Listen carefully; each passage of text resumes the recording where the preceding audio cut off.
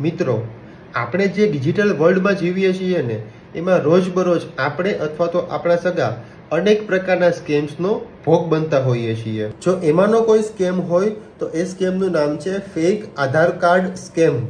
આપણા રોજબરોજના જીવનની અંદર આપણે આપણા આધાર કાર્ડનો અઢળક વખત ઉપયોગ કરતા હોઈએ છીએ અને માર્કેટમાં એવી અઢળક પ્રકારની ફેક એપ્લિકેશનો છે કે જે તમને ફેક આધાર કાર્ડ બનાવીને આપશે. તો આનાથી બચવા માટે હું તમને આજે એક રસ્તો બતાવીશ.